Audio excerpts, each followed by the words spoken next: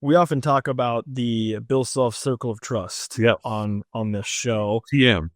Yeah, exactly. That's trademark, by the way. So don't. Yeah, yeah. But just real quick here, just a really brief sort of, I guess, first edition of this exercise of this offseason exercise. Now that we feel like we do have a full roster here, let's say it's 8 guys. What 8 guys do you think are you looking at here? Obviously, Darren Peterson, Floyd Badunga. Those are your two. I think you can throw Melvin Council in there. You can throw Jaden Dawson in there. Trey White, that's 5. Marco Jackson, Paul Mbaya, 7. Anybody else you think? I mean, that's 7. That's 7 right there. Well, anybody else you think is going to be in that conversation by the time we get to tournament time?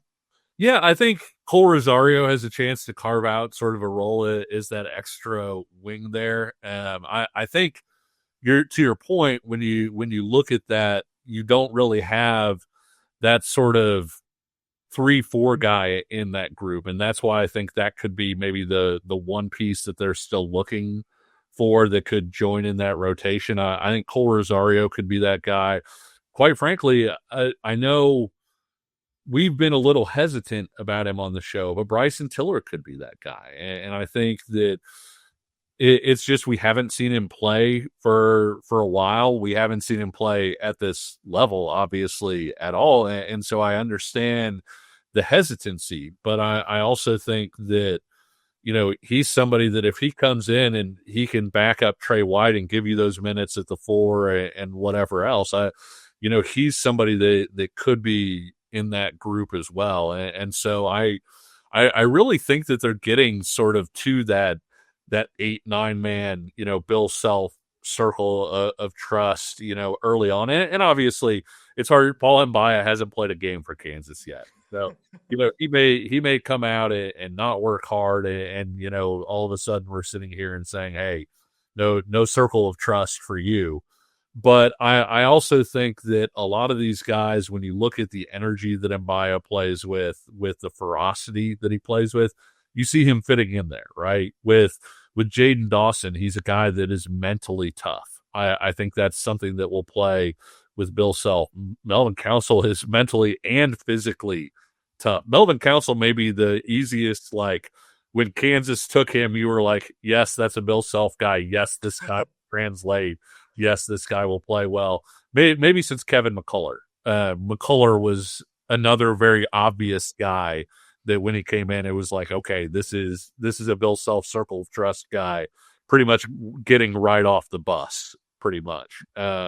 And so I do think that there's that. I think from the reports that we've heard and everything, it does sound like El Marco is being the kind of leader that they need to be in addition to everything else. And so you would figure that he would factor in there as well. But yeah, I think you're absolutely right in terms of that rotation.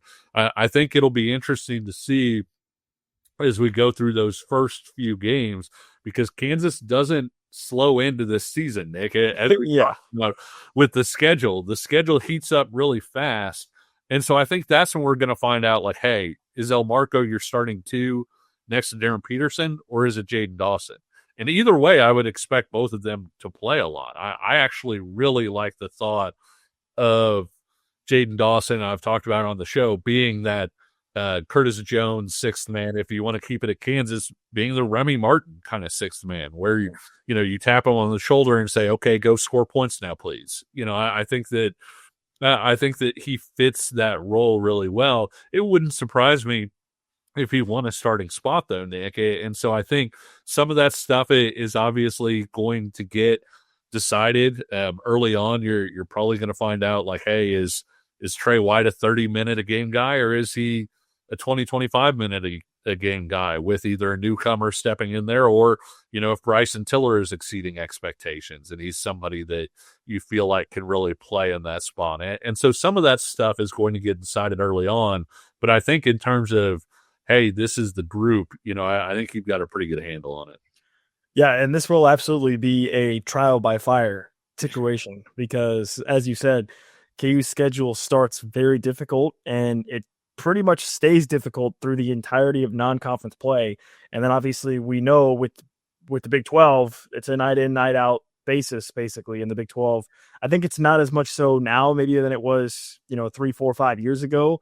there are some games where you can say, okay, like you should be able to take care of business there. But the point still stands. Like it's the Big 12.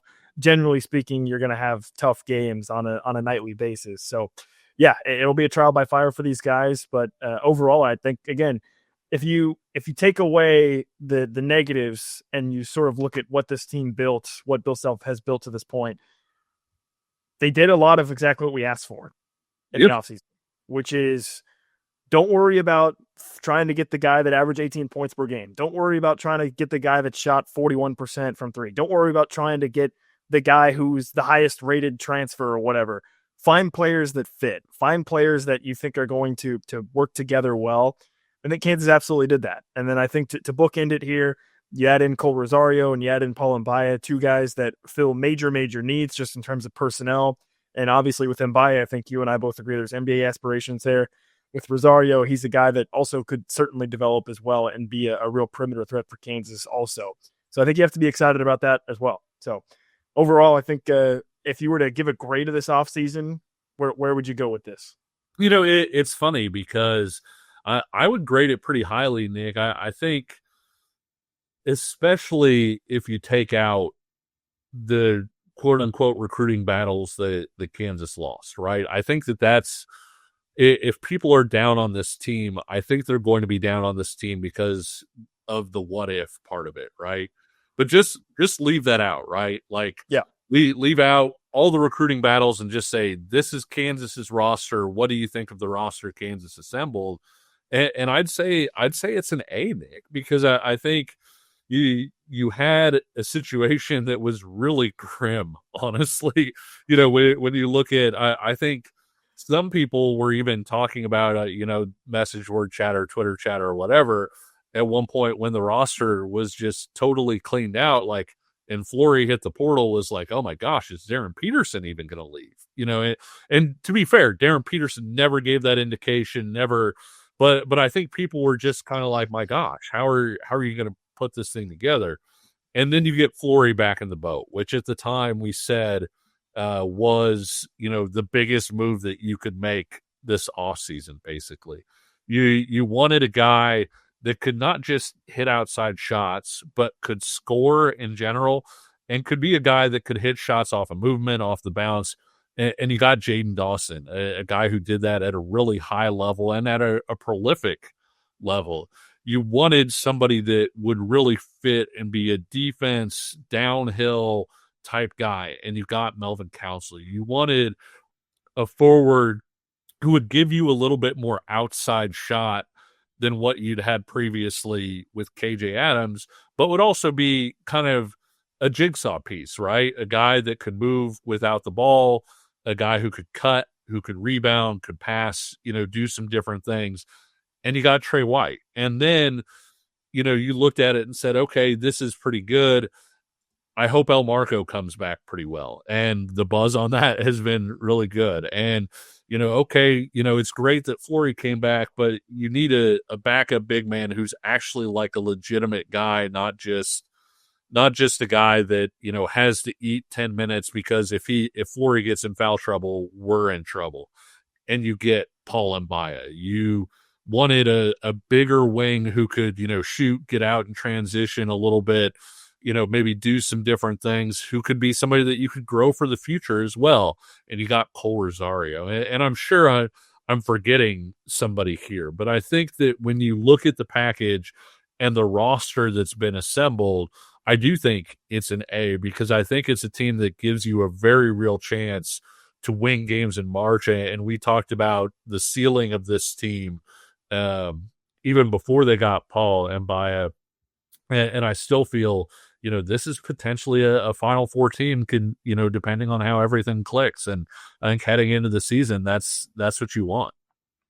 Yeah, I feel the same way. I think when you look at just what the roster ended up being, like besides all the ups and downs of the transfer portal, just in totality, what did it end up being? What are we looking at right now? Yeah, this is basically exactly what I was asking for, which is go get guys that fit, like prioritize fit. And I think they absolutely did that. And so, yes, for me personally, I would say this is ended up being a really strong offseason and a team that I think KU fans are going to find themselves getting more excited about. Obviously you have Darren Peterson, which I think is just in and of itself going to generate excitement. But even beyond that, I think this is going to be a team that KU fans are going to find that they'll have fun. They'll have fun watching again. And obviously, hopefully that means that they're going to be winning games too, because that's a big part of it also. Sure. But again, as he said, it'll be a trial by fire. We're going to learn a lot pretty quickly, I think, about where this team is at early in the season and how that's going to translate for them down the line.